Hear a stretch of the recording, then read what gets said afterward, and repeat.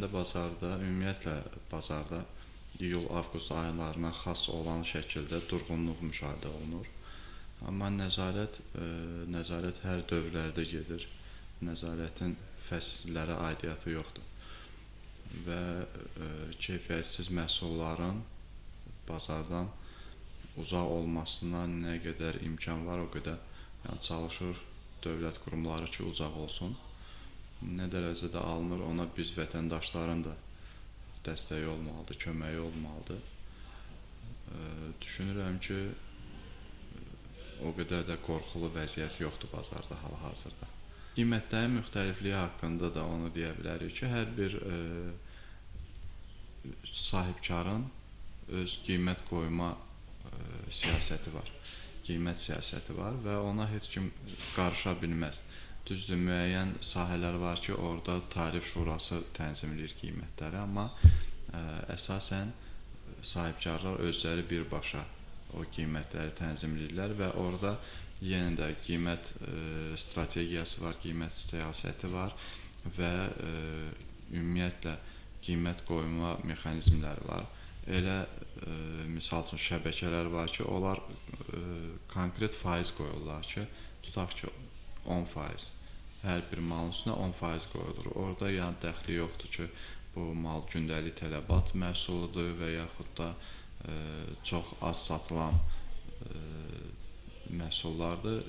Ondan asılı olmayaraq hamısına eyni faiz qoyulur.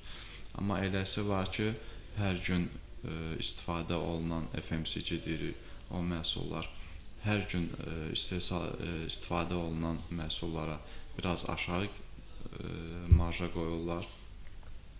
Daha az satılan məhsullara daha yüksək marja qoyurlar. Yəni oynadırlar, onlar əsas bu strateji məhsullardır, hansılar ki şəkər tozudur, undur filan, bu tipli məhsullarla əsas müştərini cəlb eləmək üçün ola bilər ki, onu ucuz qoysunlar, digərlərində marjanı daha yüksək qoyub ondan gəlir əldə etsinlər. Yenə də dediyim kimi, o hər bir sahibkarın özünün fərdi olaraq qiymət strategiyasına asılı olan tərəflərdir. Təbii ki, istisna tarif şurasının belirlədiyi qiymətlər var, onlar istisna. O təbii ki, kodla və digər üsullarla müəyyənləşdirilmək çox çətindir. Çünki niyə? Ona görə ki, bunun tutaq ki, Türkiyə istehsalı olan bir məhsulu Çindən onun orijinal olmayanın sifariş edəndə həmin o 869-dan barkod vura bilirlər onun üstünə və yaxud da bir qablaşdırmanın üstündəki baxırlar seriya nömrəsini, orada istehsal tarixi və seriya nömrəsi olur. Həmin seriya nömrəsinə qədər hamısını eyni şəkildə vura bilirlər. Şəkildir, əvvəllər olurdu ki, biraz nə bilim, biri biraz tutqun olsun rəngi, biri biraz açıq olsun, biri daha sərbəst görünsün. O artıq yoxdur ki, o şəkillə, kodla və yaxud da ki, bu kimi vasitələrlə orijinal olub olmamağın öyrənsinlər. Amma yenə də dediyim kimi, sertifikat tələb oluna bilər. Sertifikatı sizə verməyən ticarət nöqtəsindən siz məhsul almaqda imtina etməlisiniz ilk növbədə. Və sizi əmin edirəm ki, bir dəfə siz digər dəfə bir başqa müştəri onunla imtina edəndə, üçüncü dəfə onlar artıq müştərini itirməmək üçün məcbur olub göstərməlidirlər o sertifikatı. Təbii ki, sertifikatlaşdırılma sahəsi də biraz geniş sahədir. Sertifikatlaşdırılmada var məcburi sertifikatlaşdırma və könüllü sertifikatlaşdırma. Bu, yəni sığorta kimi bir şeydir.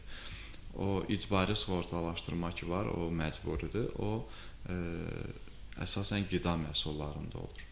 Amma misal üçün geyim vasitələrində o könüllü sertifikatlaşdırmadır. Yəni siz onlardan sertifikat tələb eləyəndə ola bilər desinlər ki, bu könüllü sertifikatlaşdırma olduğuna görə biz sertifikat almamışıq və bizdə sertifikat yoxdur.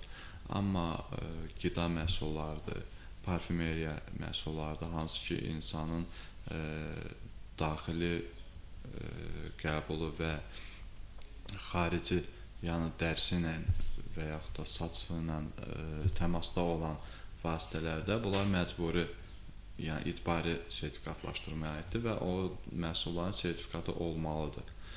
Amma indi bir şey də var ki, o poddelka malların da patentləşdirilmiş poddelkası olur və patentləşdirilməmiş poddelkası olur.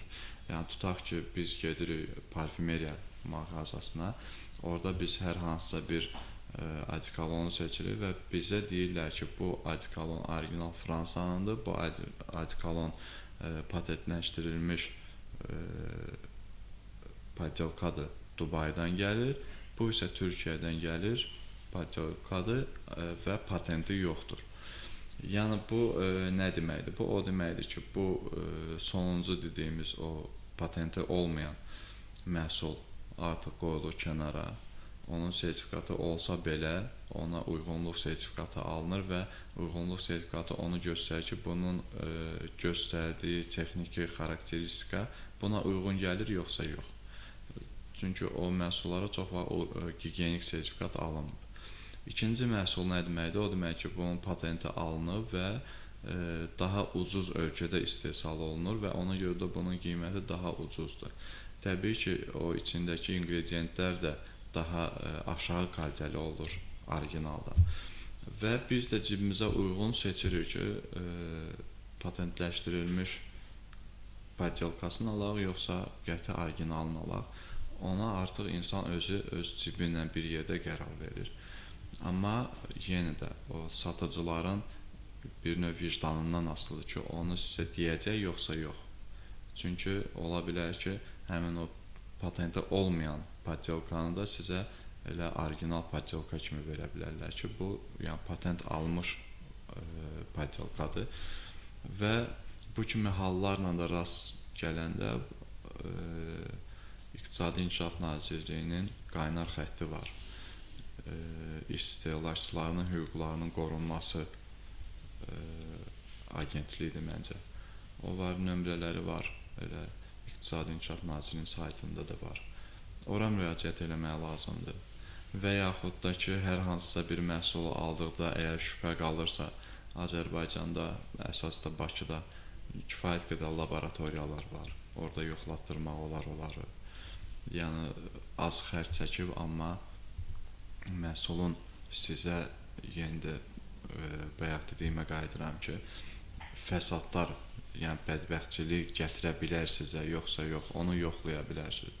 Əgər sabah siz onu yoxlatdıranda sizə mənfi nəticə verilsə ki, yəni bu zərərli maddələr var bunun içində, məhkəməyə verib həmin o məhsul aldığınız ticarət nöqtəsini, o da öz növbəsində ona o məhsulu təqdim edən satış firmasını məhkəməyə verə bilərsiniz.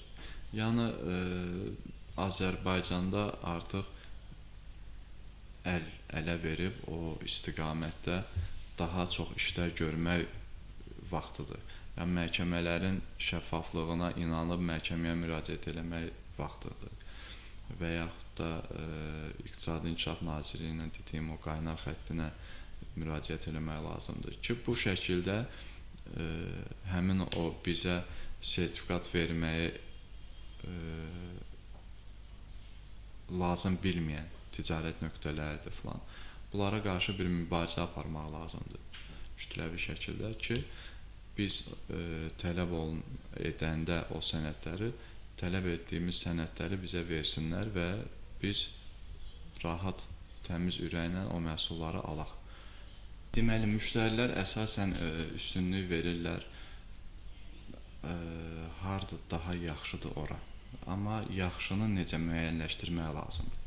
Yaxşını müəyyənləşdirirlər onunla ki, hansı marketdə daha çox insan axını var, hansı marketdə daha çox məhsul alınır, hansı marketdə daha orta səbət qiyməti deyək, daha çoxdur.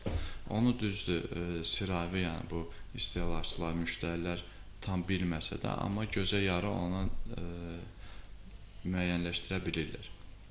Marketə daha çox adam gəlib girirsə, Deməli, orada ziyarətçi sayına uyğun olaraq alış-veriş edən insanların say ehtimalı daha çoxdur. Və daha çoxdursa, deməli, burada məhsulların rəflərdə qalma müddəti daha azdır. Və deməli, hər dəfə bu rəflərə yeni məhsullar gəlir. Yeni məhsul rəfə gəlirsə, deməli, bu anbardan gəlir. Anbardan rəfə gəldikdən sonra anbarda onun yeri tutulmalıdır və bu anbara gələn məhsul hardan gəlməlidir? Satıcı firmanın anbarından gəlməlidir. Yəni, bu dövriyyə, mal dövriyyəsi nə qədər çox olarsa və daha sürətli olarsa, müştərilərin daha təzə və daha keyfiyyətli məhsul alma ehtimalı çoxalır. Və müştərilər də sırf bu nöqteyi nəzərdən özlərinə uyğun olan marketi seçirlər. Tutaq ki, hamının həyətində balaca da olsa, böyük də olsa bir marketi var. Adam baxır balkondan ki, görür bir saat ərzində 2 nəfər adam girdi, oradan alver elədi. Əsasda vacib lazım olan gündəlik tələbat mallarıdır. Amma gedir hər hansısa böyük bir supermarketin önündən keçəndə görür ki, bu baxdığı bir 5 dəqiqə ərzində, müşahidə elədiyi 5 dəqiqə ərzində ora yüzlərlə adam girdi və çıxdı. Demək ki, orada məhsullar daha təzə olacaq. Çünki köhnə məhsullar daha tez satılacaq və satışda belə bir termin var, FIFO, First in, First out. O merchandizerlər də o işlə məşğul olur adətən. Daha təzə olan məhsulu arxa hissəyə qoyurlar rəfdə, köhnə olan məhsulu ön hissəyə qoyurlar ki, o alınsın və onun yerinə artıq təzə məhsul gəlsin. Və o məhsulların alınma dövriyyəsi nə qədər çox olsa, nə qədər tez-tez alınsa həmin məhsullar, o qədər orada da təzə məhsullar olacaq. Və müştərilər də buna görə öz seçimlərini edirlər. Bir də var ki, elə məhsullar var ki, onlar həm adi supermarketlərdə, həm apteklərdə, həm də parfümeriyalarda satılır. Orada adətən apteklərə daha çox üstünlük verilir. Niyə? Bir şey də var orada ki, apteklərdə marjı daha çox olur. Eyni məhsulu supermarket bir qiymətə qoyursa, ondan biraz baha parfümeriya qoyur, ondan biraz da baha aptek qoyur. O aptekin o nüfuzunun da marjası birbaşa gəlir onun üstünə ki, belə bir tendensiya var da. Yəni, buna Səhiyyə Nazirliyi də nəzarət edir, Dövlət Standartlaşdırma, Metrologiya və Patent İdarəsi də buna nəzarət edir, İqtisadi İnkişaf Nazirliyi də buna nəzarət edir. Ona görə aptekdə olan mal daha keyfiyyətli və daha orijinal olduğu haqqında bir fikir var istehlakçılarda. Amma bu deməzdim tam düz fikirdir. Çünki hər üç ticarət nöqtəsi eyni məhsulu satır. Sadəcə olaraq fərq nə idədir? Fərq dediyim o nəzarət mexanizmlərindədir. Amma supermarketlərdəki məhsullara da nəzarət heç də aptekdəki məhsuldan az deyil. Və parfümeriyada da həmçinin. Parfümeriyada da kifayət qədər nəzarət var bu məhsullara. Ona görə müştərilərin, istehlakçıların hansı növ ticarət obyektindən məhsul seçməsi bir o qədər də fərqli deyil. Sadəcə olaraq çalışmaq lazımdır ki, daha böyük mal dövriyyəsi olan ticarət nöqtələrindən məhsullar alınsın ki, daha təzə və daha sağlam məhsullar ala bilsinlər.